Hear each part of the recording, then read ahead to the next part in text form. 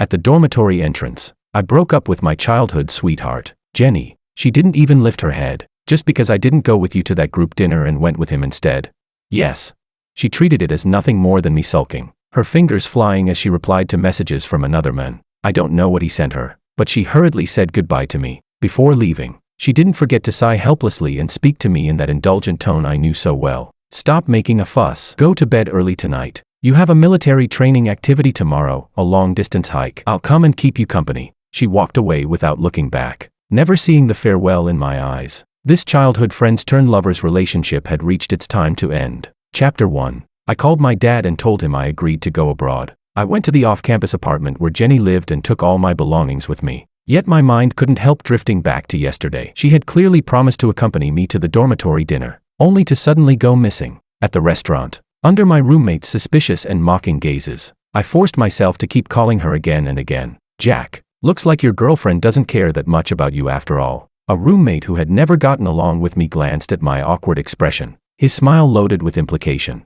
Clenching my teeth, I said Jenny had an urgent matter to attend to. They burst out laughing, then pointed behind me, signaling for me to see for myself. I turned my head, and the scene before my eyes made my mind go completely blank. By the window, Jenny was sitting face to face with a boy. The boy carefully speared a piece of steak and fed it straight to her mouth. "Thank you so much for helping me, Senior," he said. "Otherwise, I really wouldn't know what to do." I was shaking with rage as I walked straight up to them. When Jenny saw me, her expression instantly softened. She took my hand and explained with a smile. "Thomas messed up today and got scolded badly by the instructor. He was feeling terrible, so I treated him to a meal to comfort him." After explaining, she coaxed me gently. "Babe, the dorm dinner isn't a one-time thing anyway. I'll go with you next time." Thomas, again. Thomas. Ever since she became the class assistant for our freshman year, this name had been mentioned by her countless times, without me noticing. He went from that unbelievably dumb freshman boy to Thomas, the junior, and now simply the intimate Thomas.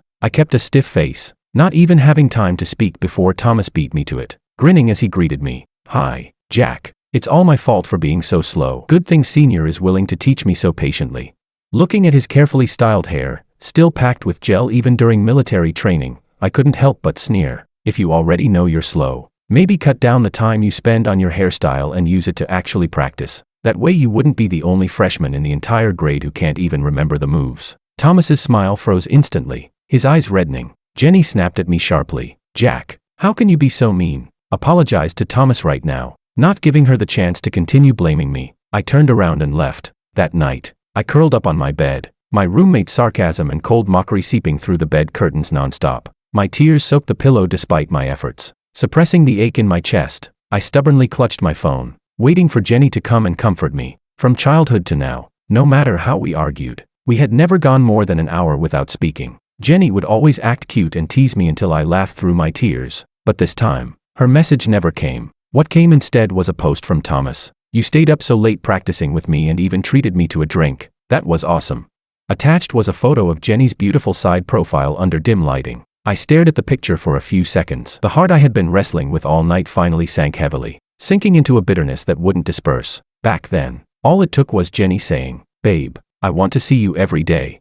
For me to foolishly reject my parents' plan to send me abroad to study, determined to attend the same university as her. Even though this school and this major weren't what I liked at all, I naively believed that as long as I could be with Jenny day in and day out, everything would be worth it. I clenched my fists, feeling that my past choice wasn't worth it, and grieving for my own reckless devotion. A notification from the overseas study agency pulled me back to reality. In the empty room, head lowered, I methodically organized all the documents needed for studying abroad and sent them over. Chapter 2. In the evening, just as I finished packing my things, the apartment door was pushed open. Jenny came in laughing and joking with a few friends. Thomas was with them too. I heard his slightly embarrassed voice. "This is so humiliating. I didn't expect to step on a rock and accidentally fall into the lake. I got completely soaked. Good thing I left some clothes at Senior's place last time." Those two sentences felt like they instantly shoved me into an icy abyss, sending a chill through my entire body. This apartment was rented by Jenny because her schedule didn't match her roommates. I usually lived in the dorm and only came here occasionally.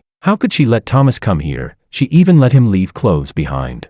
They didn't know I was in the room and started chatting without restraint. Impressive. "Jenny, not only did Jack give up going abroad for you, Thomas admires you that much too. If you ask me, Jack is good looking. Sure, but his personality is too proud. He's really not as considerate and well-behaved as Thomas. They egged her on, telling Jenny she might as well dump me and get together with Thomas. Jenny didn't stop them at all. She just smiled faintly. Don't talk nonsense. I only see Thomas as a junior. That indulgent tone immediately drew a chorus of boos. TCH. Then why are you so close to your junior? Doesn't Jack make a fuss about it? Let him fuss. She scoffed. He loves me so much he even gave up going abroad. He won't break up with me. He'll throw a tantrum for a bit and then obediently lower his head. That scoff became the final straw that crushed my remaining rationality. Why did my sincere, unwavering devotion turn into something she bragged about? Something she used to control me?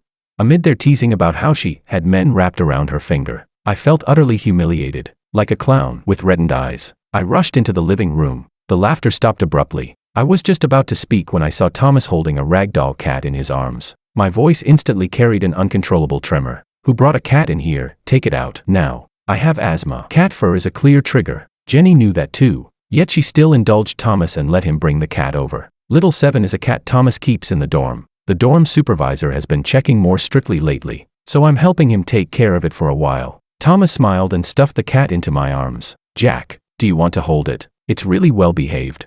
The moment the long cat fur brushed against my cheek, my airway constricted violently, as if an invisible hand had clamped around my throat. Take it away. Like a fish stranded on shore, every breath I took came with searing pain. Driven by the instinct to survive, I used all my strength to shove forward. Thomas and the cat both fell to the ground, and I collapsed too, completely drained. How could you do that? Thomas put on a wronged expression. Aren't you just upset because Senior treated me to a meal? But Little Seven is innocent. His body trembled as Jenny's friends all spoke up for him. What's wrong with you as a boyfriend? Being petty is one thing, but bullying a classmate? You can even bring yourself to hurt such a cute little cat. I really don't know how Jenny put up with you for so many years. Their accusations made my breathing even more frantic. The suffocating sensation sent tears pouring out of my eyes. Humiliated and helpless, I reached out to Jenny. Medicine. Whenever my asthma flared up before, she would always be the first to shove the inhaler into my hand. She had even developed the habit of carrying it with her at all times. But now, she stood there with her arms crossed, making no move at all. Jack, you've gone a bit too far these past couple of days. Haven't you made enough trouble yet? Stop using this trick to control me every time. I've wanted to say this for a long time. Does your asthma really flare up that easily? After saying that, she didn't even look at me. She gently comforted the crying Thomas instead and said she would take the cat to the pet hospital for a checkup. I wanted to beg her to stay, but all that came out was a ridiculous wheezing sound. I could only watch helplessly as she walked away step by step. The apartment fell silent, leaving only the sound of my labored breathing. Gradually, as the oxygen in my chest was nearly exhausted, my consciousness began to blur. At that moment, a soft, fair little hand extended an inhaler toward me. Chapter 3. After my symptoms eased, I staggered back to the dorm and fell asleep with my head buried in the pillow. I told myself to endure a little longer. Once I got an offer from an overseas university, I could leave this place behind. When I woke up, all freshmen were required to assemble and head into the mountains for a long-distance hiking drill. Just as we set off, Jenny, who was accompanying the group as a member of the student union, stopped me. Move, I said coldly. Staring at her, she acted as if she hadn't heard me, just like countless times before, deftly snatching my backpack away. How could I bear to see my baby suffer? She said, just travel light. Leave the heavy stuff to me. That indulgent tone made it seem as if the unpleasantness of the past 2 days had never existed. After speaking, she even casually pinched my cheek, her eyes and brows full of smiling affection. With a stiff face, I tried to grab the backpack back, but it was useless. In frustration, I shook her off and strode forward. She smugly hugged the pure black backpack, Southwest out of place with her image, and hurried up beside me. All right, I'm apologizing. Okay. Such a light, careless sentence, as if it were enough to erase all the pain and grievance I'd felt yesterday. Looking at her putting on that pitiful act, in the past I would have immediately cracked, pulled her into my arms, and made up with her. But now, all I felt was disgust. How could she so casually flirt with 2 men at the same time and handle it so effortlessly? Why did she give Thomas the favoritism that used to belong only to me, and still have the nerve to stand in front of me asking for forgiveness? We've already broken up. I won't forgive you. After saying this coldly, I quickened my pace and walked away. She didn't chase after me again. The mountain path grew steeper underfoot, and the hiking group slowly advanced toward the summit. Just as I gritted my teeth and prepared to charge up the steep slope ahead, I heard a cry of alarm. At some point, Thomas, who had been walking ahead of me, suddenly slipped. His body tipped backward, and he fell straight toward me. Instinctively, I reached out to steady him, But Thomas took advantage of the moment and grabbed the corner of my clothes. Before I could react, I lost my balance too. The two of us crashed to the ground together. My palms instantly scraped bloody. Baby, are you okay? What happened? Jenny rushed over to me at once, looking at my bleeding palms with distress. Senior, it hurts so much. Thomas's weak cry beside us drew her attention. He clutched his ankle, eyes red, looking pitifully at Jenny, then quickly glanced at me, as if accusing me of something, yet he said nothing, just silently endured it with tears in his eyes. Jenny immediately turned to me with blame, her voice laced with anger. Jack, it's one thing if you're sulking with me, but why would you deliberately make Thomas fall? Do you know how dangerous that is? I made him fall. The absurdity and grievance made my heart twist in pain, hundreds of times worse than the scrapes on my hands. Struggling to my feet, I raised my voice. He grabbed me. How did this suddenly become my fault? Thomas, why don't you explain it clearly? Faced with Jenny's questioning gaze, Thomas pressed his lips together like he'd been frightened, lowered his head, and stayed silent. That silence only made Jenny more convinced of her own conclusion. She looked at me with eyes full of disappointment and exhaustion. That's enough. Stop bullying him. Even if you're jealous, there should be a limit. I never thought you'd turn into this. After saying that, she carefully helped Thomas up and led him to a nearby flat area to rest. I stood there blankly, staring at her back, unbidden. A memory surfaced in my mind, back in high school, when I was falsely accused by another boy of stealing money. She had stood by my side without a shred of doubt. Baby, you don't need to explain anything. I'll always believe you unconditionally. So it turned out that everything had become the past. Chapter 4. After hiking non-stop for several hours, we finally reached the summit. After a brief rest, everyone began preparing to head back down. The blazing sun left my mouth dry and parched. My water bottle was still in the backpack, so I spotted Jenny in the crowd and asked her hoarsely to give it back to me. But the moment I pulled open the zipper, my heart sank. My water bottle was gone. Seeing my stunned expression, Jenny explained coldly.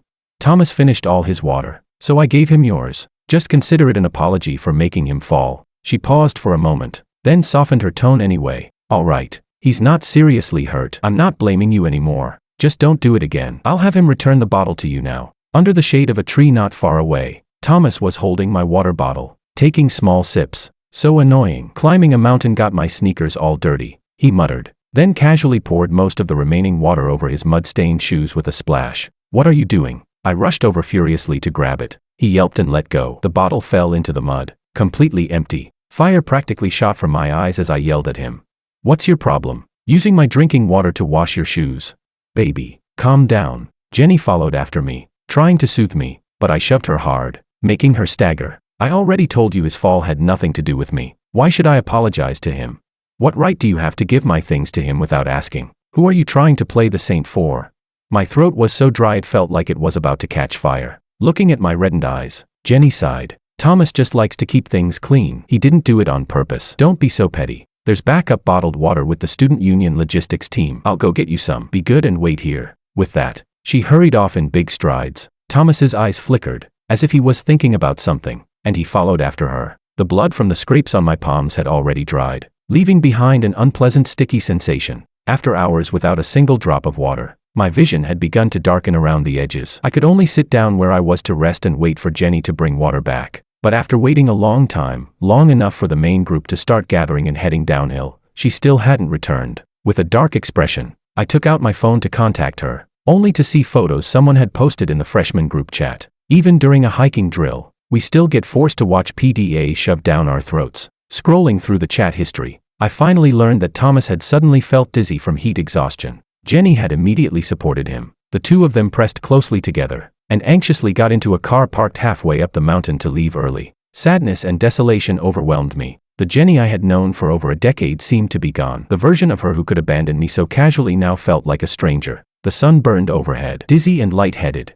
I helplessly buried my head between my knees. If I passed out from dehydration later, who knew how long it would take before someone noticed, before they dragged me back? As I was lost in these chaotic thoughts, I suddenly heard a familiar voice beside my ear. Hey, the news says there'll be a Lyra meteor shower tonight. Want to watch it together?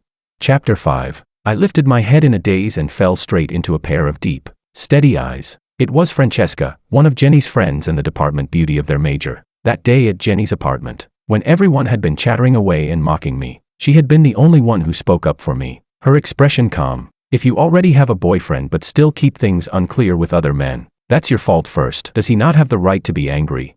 Those words instantly darkened Jenny's expression. The others hurried to smooth things over, but I remembered clearly the girl who had spoken up for me when my asthma attack was triggered by Thomas's cat. It was also Francesca who handed me the inhaler in time. While I was still spacing out, Francesca had already twisted open a bottle of mineral water and passed it to me. Drink slowly, don't choke. The cool water moistened my dry throat as I quietly studied the person in front of me. Jenny had complained more than once that this friend of hers was a cold, aloof ice queen. But after just a few minutes together, I felt that beneath the surface, she was actually gentle and considerate. I brought iodine and bandages. Francesca gestured for me to extend my hand and carefully began tending to the wound on my palm, her movements light and cautious, afraid of hurting me. Thank you, Senior, I said sincerely, then remembered what she had mentioned earlier. You said there's a meteor shower tonight.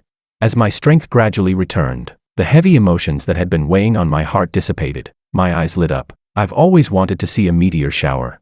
And this time, it was the Lyra meteor shower. A year ago, when I had just entered my final year of high school, I had excitedly dragged Jenny, who was home for summer break, along with me. I'm going to make a wish. I wish I can get into the same university as you, and that we'll always be together.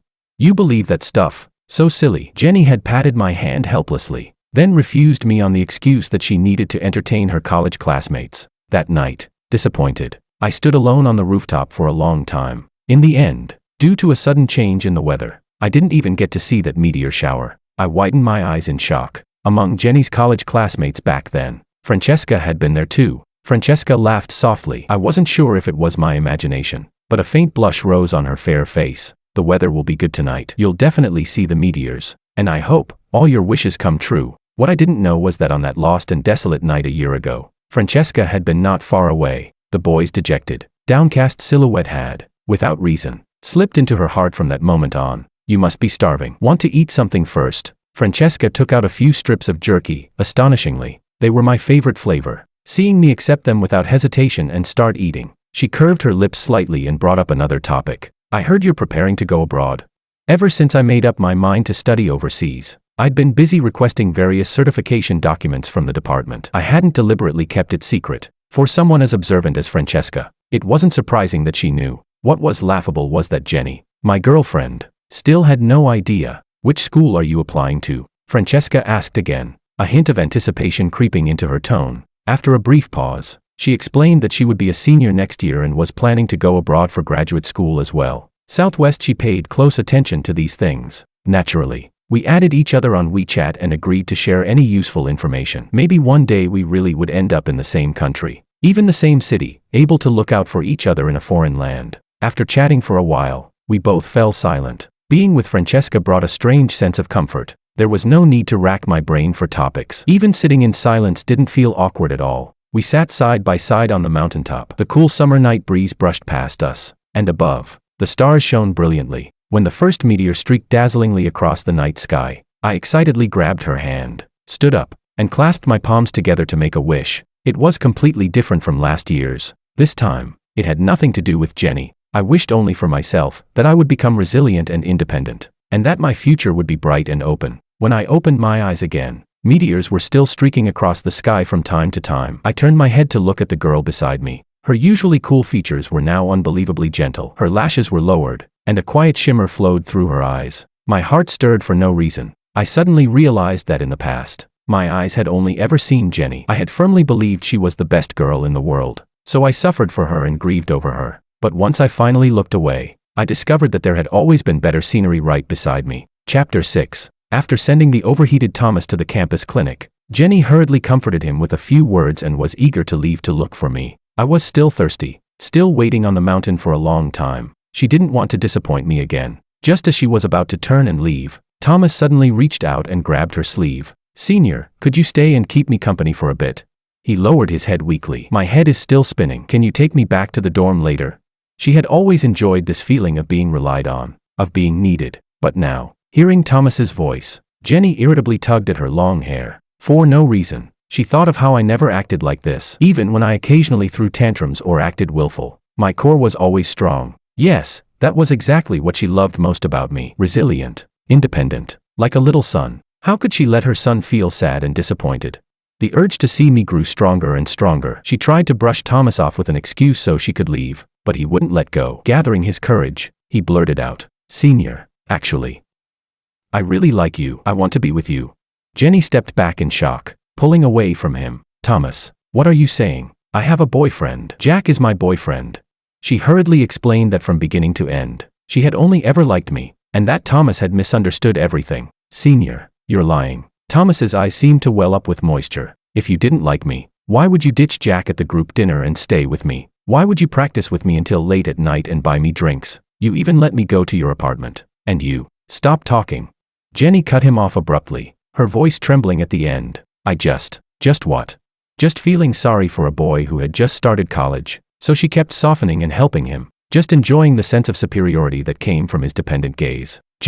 But wasn't Jack also a freshman new to everything? He had come to this university for her, yet she had never truly cared about him, and now, he was still alone on the mountain, waiting for her to go back. Thomas's words struck Jenny like a heavy blow, jolting her awake. Only then did she realize how far she had crossed the line during this time. What happened before was my fault for making you misunderstand. From now on, don't come looking for me again. I'll also ask the counselor to replace me as class assistant. Jenny firmly brushed his hand away, dropped those words, and quickly left. She ignored Thomas's attempts to stop her. She had to find me immediately and sincerely apologize. It was fine. After all, I loved her so much, loved her enough to change the course of my life for her, to give up studying abroad. She was confident she could coax me back. Jenny reassured herself this way, feeling a bit more certain. She had just reached the school gate when she ran into the student union member responsible for checking attendance for the hiking drill. She took the sign-out sheet and glanced at it. My name was already written there, but it was clearly not my handwriting.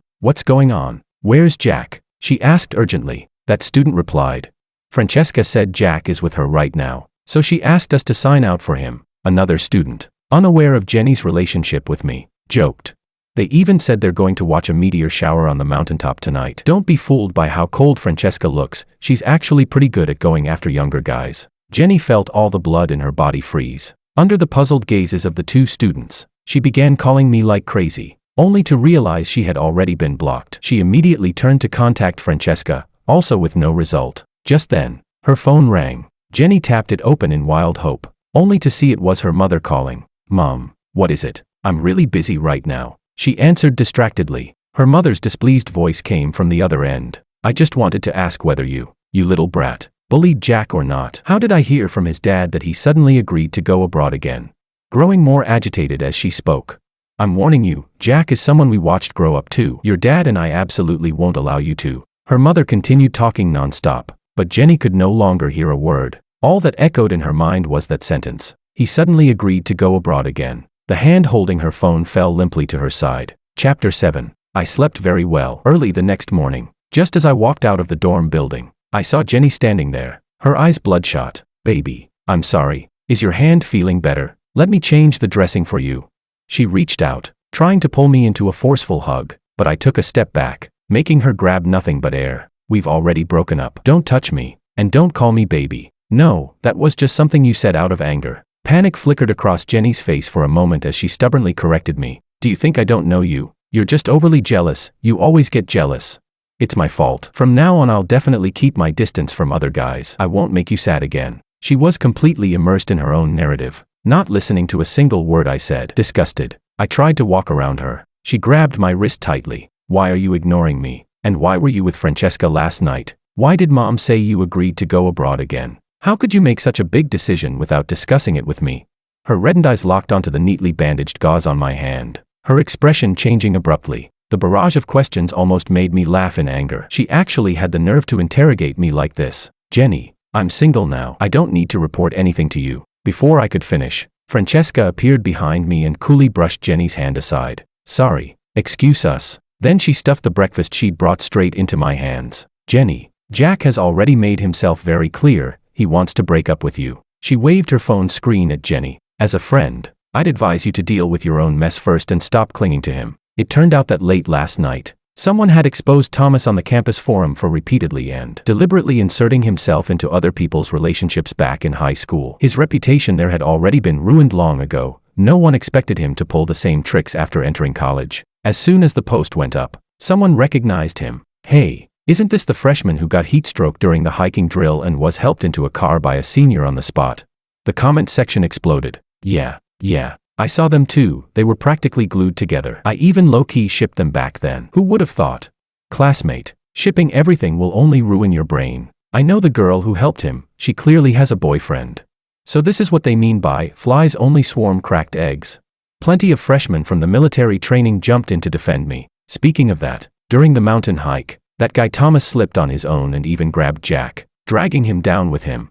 I was right next to them. He didn't get hurt at all and just kept playing the victim, making it look like Jack caused the fall. Jenny's pupils shrank sharply as she read through the comments. So she really had misunderstood me without even bothering to find out the truth. One comment after another. More and more evidence was pieced together. The confrontation at the restaurant after I caught Jenny and Thomas eating together. Thomas's not-so-subtle bragging posts. All of it was dumped into the thread. Thomas was labeled a male homewrecker, and Jenny was branded a cheating woman. Both of them became completely notorious on campus. Jenny's face turned pale. That's not how it is.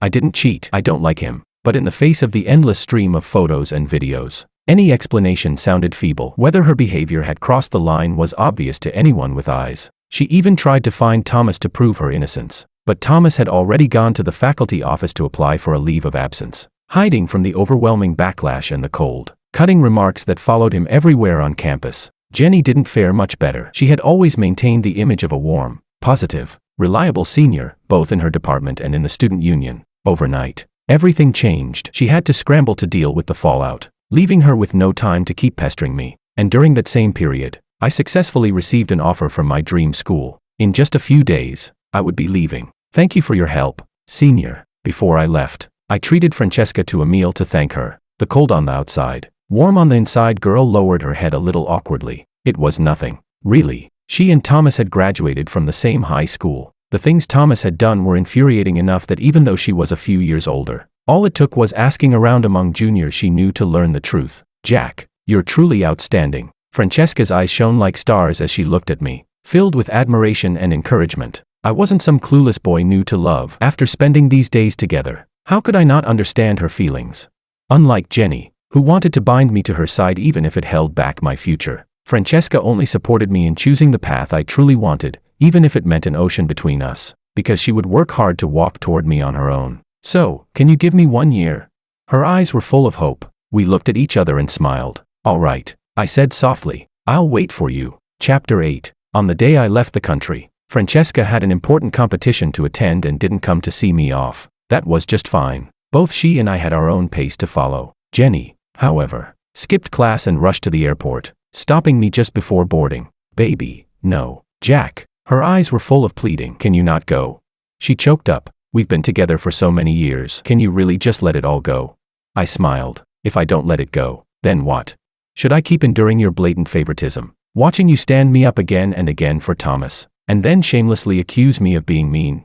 Should I accept that you knew perfectly well I have asthma, yet still indulged Thomas in bringing a cat over, and when I was suffocating in despair, you abandoned me to take his cat to the pet hospital? Should I allow you to waste my water on him without permission, while I waited alone on the mountaintop until everyone was gone, only to find out you'd already left, supporting him as you walked away? Yes, I once thought letting go of this relationship would be incredibly hard. We had known each other since childhood. She was my first love. Loving her had long since seeped into my bones and become a habit. That was why her favoritism toward Thomas, her intimate closeness with him, hurt me the most, cutting straight through my heart. And yet, she had done all of it so naturally, so decisively, without a shred of hesitation. I stared steadily at Jenny's increasingly anguished expression. Her lips trembled as if she wanted to explain, yet no words came out. What could she even say? How could she possibly say anything? She had simply been too confident, so certain that since I had already chosen this university for her, I would never leave over something like this, even though she knew perfectly well that what she was doing would hurt me. I'm sorry. I really am sorry. Her face was dim, yet she still refused to give up. But are you really unwilling to give me even one chance to make it up to you? Are you really going to sentence me to death just like that? I shook my head. I gave you many chances. You never cherished a single one of them. Jenny, I really did like you a lot. Boarding time was approaching. I lightly pulled my suitcase forward, and I don't regret that moment when I once gave up studying abroad for you. But now, you're no longer worthy. You're not worthy anymore. Those words were like a basin of ice-cold water, extinguishing the last bit of light in her eyes. Only at this moment did Jenny finally understand that there was no future left between us. In other words, my future would no longer include her at all. All of this had been forged by her own arrogance and vanity. Behind me, it seemed there was the sound of sobbing, building from suppression into uncontrollable crying. Filled with anticipation, I walked step by step toward the boarding gate. I never looked back. Chapter 9. After a year abroad, I had made a group of good friends and was studying the major I truly loved. I was also reunited with Francesca, who successfully applied to the same university as me for her master's degree. Despite being apart for a full year, there was no sense of distance between us at all. We talked about many things, our studies, our lives, and the future, and it was through her that I learned what had happened to Jenny and Thomas. Thomas, who had taken a leave of absence and stayed at home, showed no remorse at all. Instead, he seduced a wealthy married woman. On the very first day after he returned to school, the enraged wife stormed in and caused such a scene that it went straight to the university president. The incident also exploded online, severely damaging the school's public image. The final outcome awaiting him was expulsion. As for Jenny, after I left, she drifted through her days in a daze. She quit the student union and lost all motivation to study. She stayed holed up in her small apartment, numbing herself with cigarettes and alcohol, sleeping by day and awake by night. Skipping classes became routine. By the end of the semester, what she received in return were failing grades across almost every subject, and an academic warning letter sent directly to her home, cautioning that if this continued, she would very likely be delayed in graduating. Jenny's parents were furious when they learned the truth, yet they couldn't persuade their dispirited daughter no matter what they tried. All they could do was watch helplessly as she continued to sink. She didn't write her graduation thesis, didn't attend her defense, didn't prepare for makeup exams. In the end, utterly disappointed, her father cut off her living expenses and decided to give up on her completely, choosing instead to invest his resources in properly raising Jenny's younger brother. With nowhere else to go, Jenny found a job at an internet cafe. Cigarettes and alcohol never left her hand. From a once pampered young lady, she became someone barely scraping by, drifting through life. Francesca sighed softly. I tried to talk to her. I also told her there was nothing between us. If she really wanted to win you back, she could have worked hard like I did and applied to this school. We could have competed fairly. I didn't say anything. The name, Jenny, along with those sweet and bittersweet memories, had shrunk into something very, very small, too small to stir any emotion in me anymore. Another summer night arrived. Unfortunately, it was cloudy tonight. There would be no meteors. I received a call from an unfamiliar number. Jack. The voice on the other end was familiar, yet strange. I had never heard Jenny sound so worn down before. If back then I had firmly rejected Thomas and gone with you to that dorm dinner, if back then I had kept all my favoritism just for you, then we'd definitely still be together now, wouldn't we? I would have seriously prepared for job applications, found a good job, and we would have had a happy little home. I coldly cut off her self-deceiving fantasy. There is no if. Jenny, you ended up like this because you chose to ruin yourself. It has nothing to do with me. There was no response from the other end for a long time. I didn't need one anyway. After hanging up, I continued walking forward. At the intersection ahead, a figure stood waiting for me, holding a bouquet of flowers. Jack. Under the thick night sky, Francesca's eyes shone brilliantly. I could clearly see my own reflection in her pupils. Can I be your girlfriend? The sky was still covered in clouds, but that dazzling meteor shower I once watched side by side with Francesca on the mountaintop had already illuminated my heart. Smiling, I opened my arms to her.